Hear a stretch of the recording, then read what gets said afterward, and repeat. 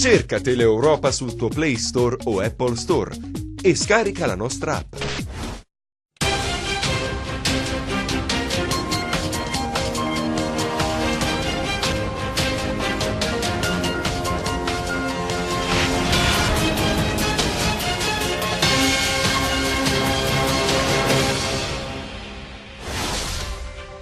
La classifica delle città dove si vive meglio premia ancora una volta Bolzano e Trento, in Calabria la migliore è Cosenza, l'ultima Vibo.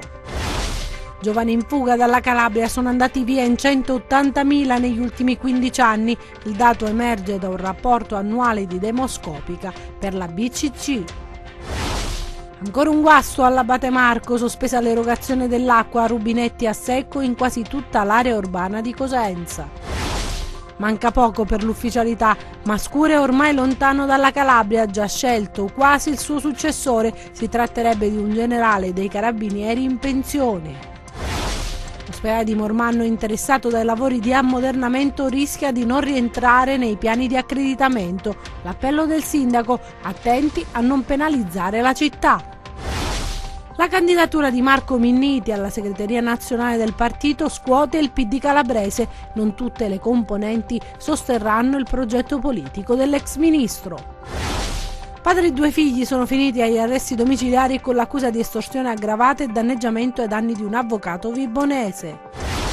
Il campionato di Serie C sorride a rende in testa alla classifica, bene anche il Catanzaro che guadagna postazione a suon di gol e la Vibonese che, nonostante la sconfitta nel derby, mantiene inalterate le sue ambizioni. Buonasera dalla redazione di Teleeuropa Network e ben ritrovati a questa nuova edizione in diretta del nostro telegiornale.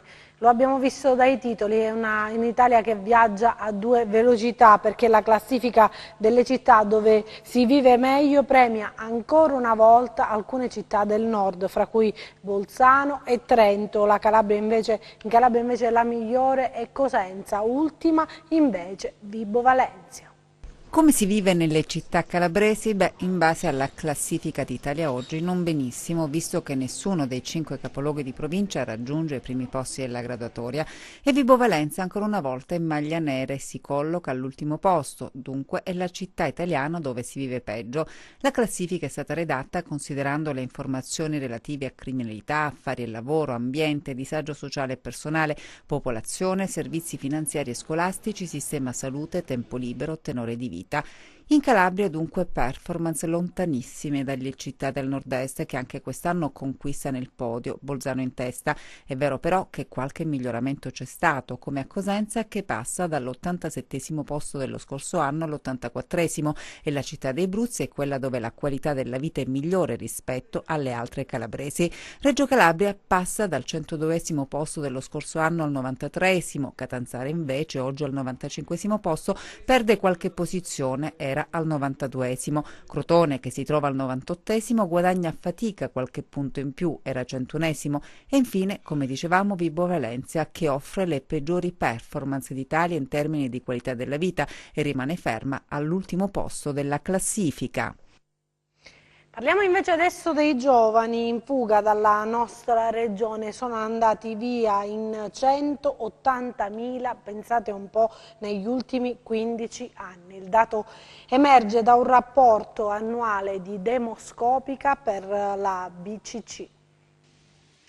Negli ultimi 15 anni sono almeno 180.000 i giovani che hanno abbandonato la Calabria e 60.000 sono laureati. Lo dice il 14° rapporto sull'economia in provincia di Cosenza, presentato dalla BCC Mediocrati e realizzato da Demoscopica. Si emigra soprattutto al nord, anche se oggi sono ben 406.000 i calabresi all'estero. Un fenomeno importante che ovviamente da anni studiato, che ha sempre riguardato la nostra regione, però ha assunto una nuova veste negli ultimi anni. Si tratta soprattutto di emigrati giovani e più acculturati. Le cause sono tante. Una delle cause è sicuramente la mancanza strutturale del lavoro, quindi la mancanza di capitale produttivo, che determina una riduzione della domanda di lavoro. Ovviamente ci sono anche altri motivi per cui si emigra. Uno di questi ovviamente è la precarietà, la scarsa professionalità, il fatto di non trovare un lavoro adeguato alle alla propria formazione universitaria e la scarsa meritocrazia sono tutti elementi appunto di spinta che appunto inducono i giovani ad emigrare e quindi a spostarsi fuori dalla nostra regione. La Calabria ha anche un altro primato negativo, è la prima relativamente ai giovani laureati che dopo 5 anni non trovano un'occupazione, ma c'è uno spiraglio di luce perché sul versante della congiuntura economica l'indagine mostra un 2017 caratterizzato da alcuni segnali di miglioramento e di crescita anche della fiducia degli imprenditori. C'è una maggiore fiducia, c'è qualche segnale di ripresa che abbiamo certificato attraverso l'indagine che facciamo con demoscopica, ma quello che ci preoccupa molto è questi cervelli in fuga che crescono sempre di più e che sono, se pensiamo che sono 4.000 all'anno che se ne escono dalla Calabria, è un fatto che qualcuno che ha più potere di noi dovrebbe attenzionare. Continuiamo adesso a parlare della crisi idrica perché c'è la penuria di acqua nell'area urbana di Cosenza. La situazione è critica e in queste ore è resa ancora più grave dall'ennesimo guasto sulla rete dell'acquedotto Abate Marco. Questa mattina l'amministrazione comunale di Cosenza e la Sorical hanno affrontato la problematica in prefettura a Cosenza. Gianluca Pasqua, sentiamo. L'annuncio è arrivato via Facebook sul profilo delle buone pratiche per il decoro urbano attivato dall'amministrazione comunale di Cosenza per informare la cittadinanza sulle problematiche che riguardano l'ambiente e la distribuzione idrica. Il profilo social, domenica pomeriggio, ha avvisato gli utenti di un nuovo guasto sulla rete, una rottura sulla linea adduttrice incontrata Ioggi del comune di Santa Caterina Albanese sull'acquedotto Abate Marco. È bastato questo annuncio per scatenare le ire dei follower, già alle prese con una gravissima crisi idrica che sta interessando l'area urbana cosentina. Poco dopo un'altra comunicazione che rettificava la data dell'inizio dei lavori di ripristino da parte della Sorical, differita di 24 ore, e il conseguente stop all'erogazione per la giornata di lunedì. Disagi dunque soltanto rinviati, o per meglio dire accentuati, dal fatto che questa interruzione va ad aggravare una situazione già difficile. L'intervento di ripristino dovrebbe concludersi, secondo quanto riportato, in giornata. Intanto questa mattina l'amministrazione comunale di Cosenza e la Sorical si sono confrontate durante un tavolo tecnico organizzato in prefettura. Davanti a Paola Galeone, i due soggetti, che finora non hanno avuto rapporti idilliaci, hanno ragionato sul da farsi. Accertato che sussiste una situazione critica, si è deciso di effettuare dei sopralluoghi congiunti nei punti dove si registrano le maggiori difficoltà. I risultati di questi approfondimenti saranno portati all'attenzione della prefettura durante un prossimo incontro, nella speranza che si possa trovare una soluzione o quantomeno si riesca a ridurre il disagio per la cittadinanza. Parliamo adesso di sanità perché manca davvero poco per l'ufficialità, ma Scura è ormai lontano dalla nostra regione. Già scelto o quasi il suo successore, si tratterebbe di un generale dei carabinieri in pensione.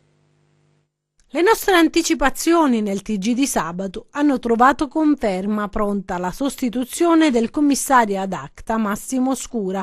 È probabile che fra mercoledì e giovedì il Consiglio dei Ministri ratifichi la nomina del generale dei carabinieri in pensione Saverio Cotticelli e del nuovo subcommissario, per la nomina del quale ha buone possibilità di aggiudicarsi la palma del prescelto Thomas Schell, già direttore generale dell'ASP di Crotone, quando l'assessorato alla sanità era guidato da Doris Lomoro. Si sta per chiudere dunque la lunga stagione di Scura, che sarà ricordato come il commissario delle scelte discutibili e dalle continue tensioni immesse nel precario e complicato sistema sanitario calabrese.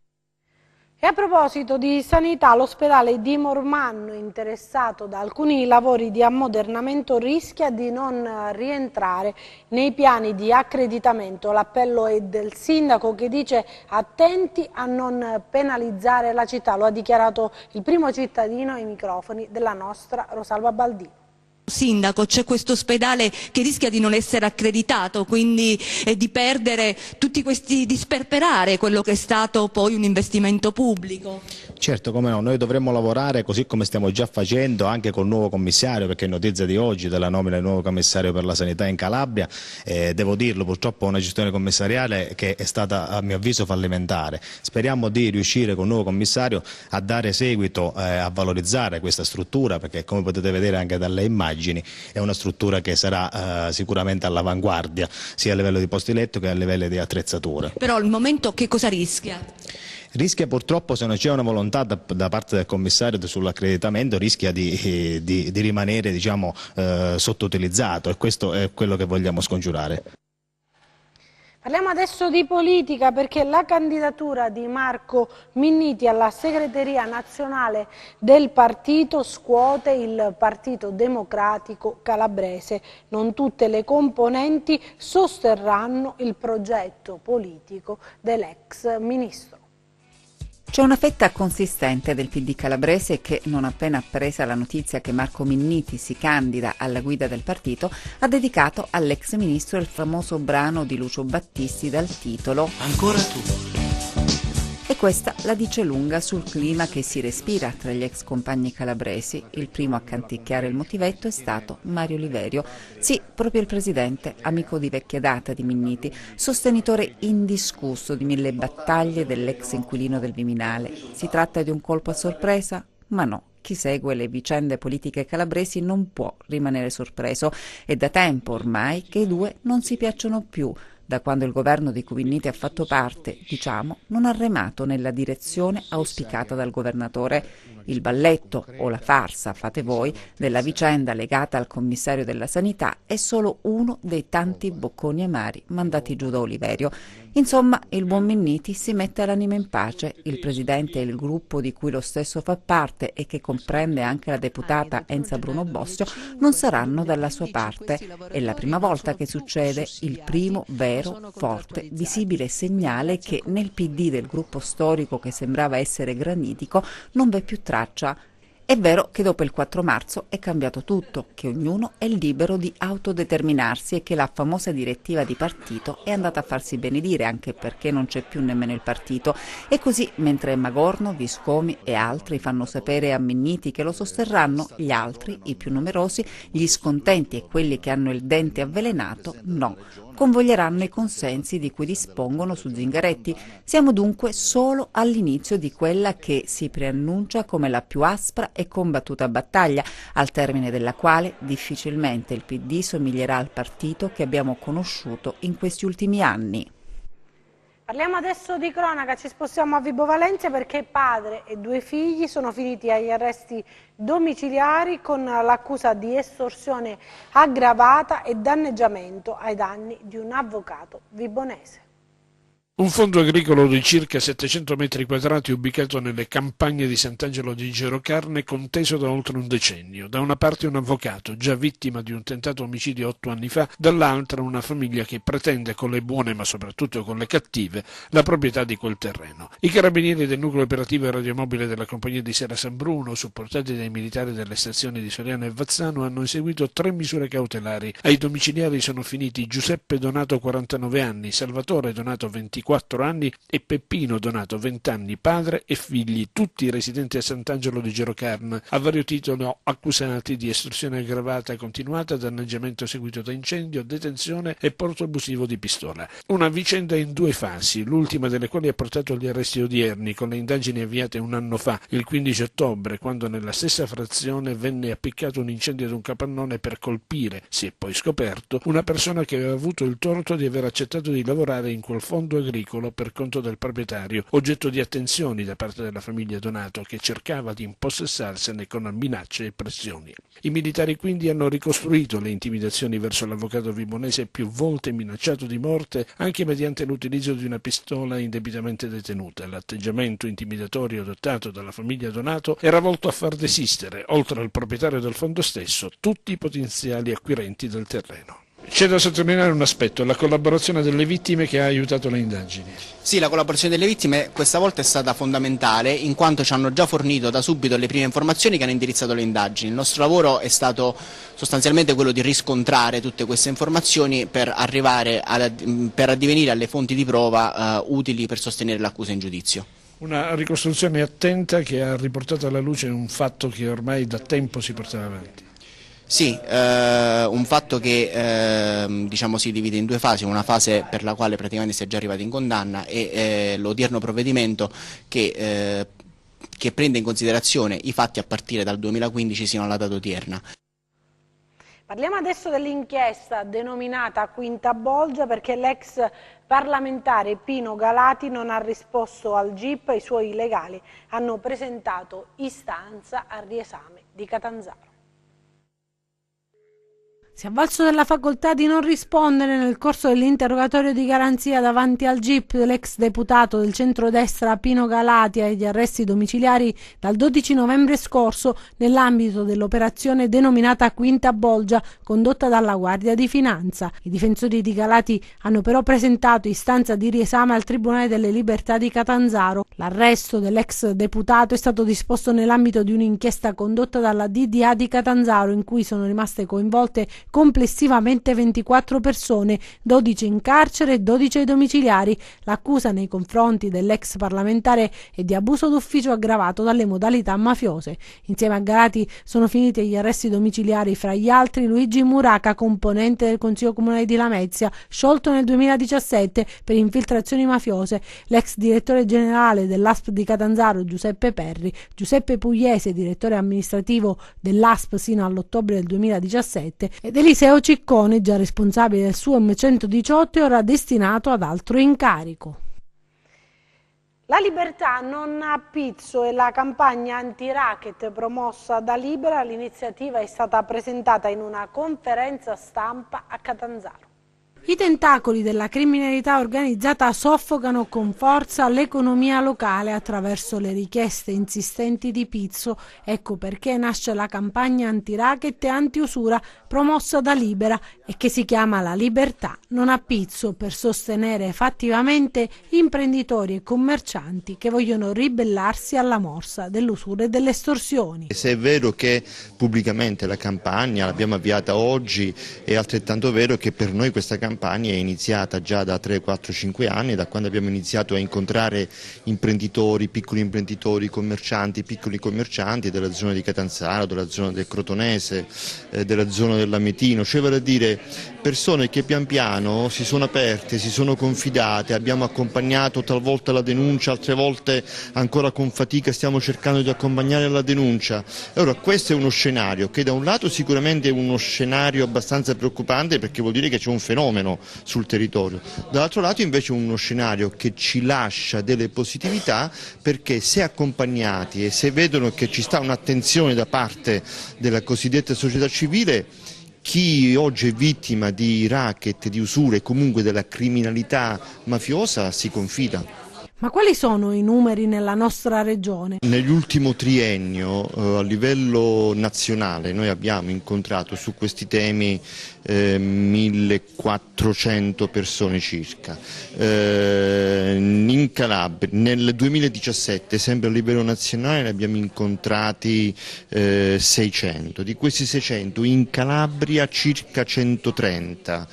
E questi mi sembrano numeri positivi. Certo, anche qui se noi andiamo a considerare che sono numeri che riguardano un fenomeno che sta riducendo a brandelli la vita di tante persone, sono numeri che ci devono preoccupare. Se noi andiamo a considerare che però si tratta anche di numeri di persone che a un certo punto hanno vinto le proprie resistenze e hanno incominciato ad aprirsi, allora sono numeri che ci fanno ben sperare. Si parte da Catanzaro, ma l'obiettivo è sensibilizzare l'intero territorio regionale. Estendere questa campagna a livello territoriale nelle varie province, a partire da Catanzaro che è un po' il centro della nostra regione, quindi Catanzaro-Crotone noi abbiamo intenzione di farla partire verso la seconda metà di gennaio, perché coincide con la settimana Libera Idee, questa carovana che a livello nazionale in tutte le regioni si sta facendo. Allora vogliamo far sì che queste due realtà coincidano. Una campagna importante, a Reggio sta portando i suoi buoni frutti perché tante imprese hanno deciso di aderire. Riteniamo strategica questa campagna insieme al progetto Liberi di Scegliere, no? Strategica perché, ecco, diciamo così, per usare un'immagine un po' particolare, attraverso queste due realtà noi infiltriamo le varie realtà 'ndranghetiste presenti sul territorio.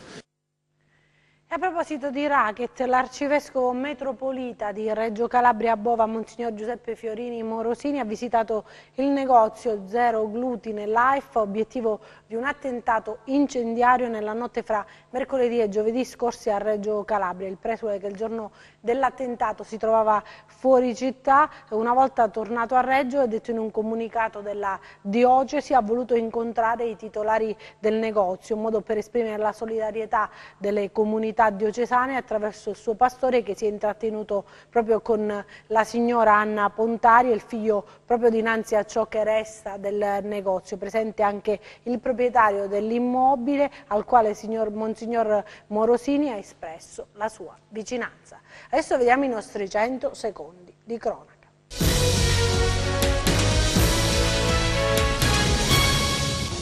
I carabinieri forestali di Scalea hanno posto sotto sequestro un'area di 14.000 metri quadri in località Petrosa. Durante una serie di controlli si è accertato all'interno dell'area la presenza di uno sbancamento e all'interno del cantiere depositati dei cumuli di terreno e rocce da scavo e travi in cemento precompresso. Dagli accertamenti effettuati, l'area in questione era sottoposta a vincolo paesaggistico e non è stata rilasciata alcuna autorizzazione. All'interno c'era anche un cumulo di rifiuti pericolosi provenienti da demolizioni edili. Sequestrata l'intera area e denunciati il vecchio proprietario del terreno e l'amministratore unico della società intestataria del terreno.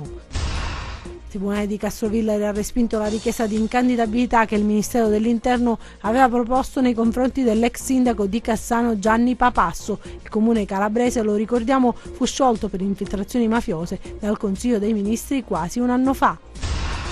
Era irreperibile da marzo Francesco Costantino Mascaro, 44enne lametino ritenuto affiliato alla Cosca Iannazzo, arrestato dalla polizia dopo mesi di indagini coordinate dalla DDA di Catanzaro. Lo hanno rintracciato venerdì scorso nella città della Piana. Nei confronti di Mascaro il Tribunale di Catanzaro aveva emesso nel febbraio scorso un'ordinanza di custodia cautelare in carcere, ma il 44enne si era reso irreperibile. L'asilo comunale Federico Genoese di Reggio Calabria è stato danneggiato la notte scorsa dai vandali. Sull'episodio sono state avviate indagini nel tentativo di identificarne i responsabili. L'episodio è stato commentato in termini molto critici dal sindaco Giuseppe Falco Matà. È un gesto disgustoso di fronte al quale mi sento di esprimere sentimenti di sdegno non solo da sindaco ma anche da cittadino e da padre. Un murale per ricordare il ciclista prematuramente scomparso Pino Faraca è stato realizzato a Cosenza. A Cosenza, in prossimità del Ponte Mancini, è stato inaugurato un murale per ricordare il ciclista cosentino Pino Faraca, scomparso nel 2016. L'opera pittorica, realizzata dal fratello del ciclista, Giacomo, in collaborazione con il figlio Francesco, è accanto al murale che ricorda il calciatore del Cosenza Gigi Marulla. Pino Faraca, approdato al ciclismo professionistico nel 1981, partecipò più volte al Giro d'Italia e già dalla prima gara ottenne un importante piazzamento, arrivando ad indossare la maglia bianca riservata al miglior ciclista esordiente, una maglia che portò con orgoglio come rappresentante e ambasciatore della Calabria in Italia, anche quando fu costretto ad abbandonare l'attività agonistica per un brutto incidente. Per Faraca la bicicletta restò sempre la sua passione. Infatti, oltre alla sua attività commerciale, si realizzò anche come artista, dipingendo biciclette, corse e scene dal Giro d'Italia, con la stessa passione che lo aveva accompagnato come atleta.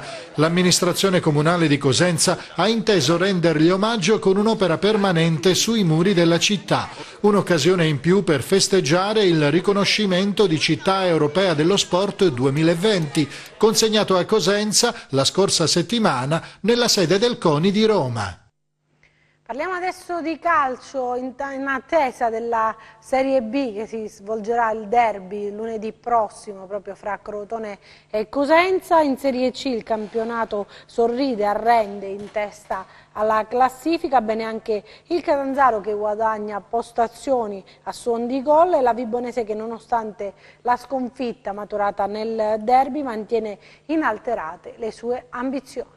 Sfidarsi alla 12ª giornata del campionato di Serie C, la prima contro quarta, è già un ottimo risultato, soprattutto se non ti chiami Casertana, Catania, Trapani o Catanzaro, come era prevedibile a inizio torneo. Marende e Vibonese, le due squadre in campo sabato a Lorenson, si sono affrontate a viso aperto, senza tatticismi esasperati, cercando il successo per proseguire un cammino esaltante fin qui percorso. Nevi Orlandi ha traghettato la formazione rossoblù dalla Serie D e dopo aver pagato lo scotto del noviziato è riuscito a rimetterla in corsa.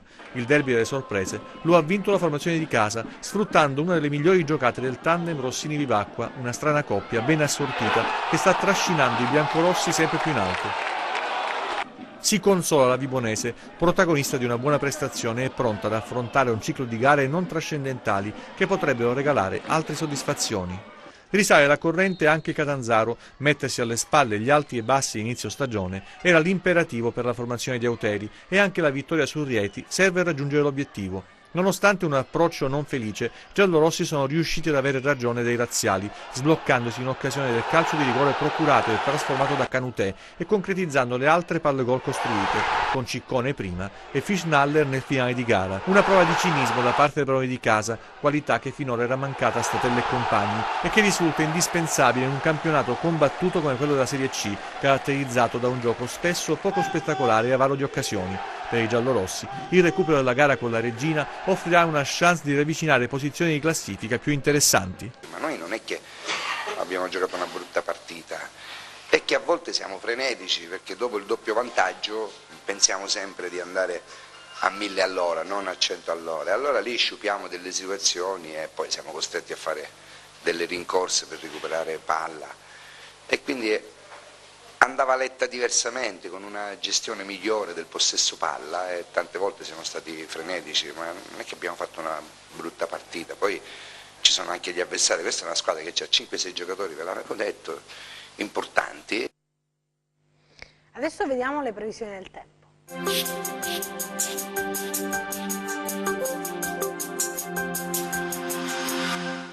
L'inizio settimana sarà all'insegna dell'instabilità su buona parte dell'Italia, causato dall'avvicinarsi di un'area di bassa pressione attualmente presente sulle Baleari, che nelle prossime ore raggiungerà la Sardegna. Anche la nostra regione sarà interessata da questo peggioramento, in particolare nella seconda parte della giornata di martedì, quando le temperature subiranno un nuovo rialzo a causa dell'attivazione di correnti meridionali umidi e instabili. Martedì cielo generalmente nuvoloso con piogge sparse, localmente anche a carattere di rovescio temporale, in particolare della seconda parte della giornata. Temperature in ulteriore leggero aumento. E adesso analizziamo lo stato di mari e venti. Martedì, mosso il Mar Tirreno con venti in direzione meridionale, molto mosso agitati i bacini centro-meridionali del Mar Ionio, altrove mossi con venti moderati dai quadranti meridionali. Ed infine, prima di salutarci, vi ricordo che oltre al nostro sito web www.meteincalabria.it potrete seguirci sulla nostra pagina Facebook Made in Calabria. Per noi è tutto, io mi fermo qui, grazie per averci seguito e buon proseguimento con i nostri programmi, arrivederci.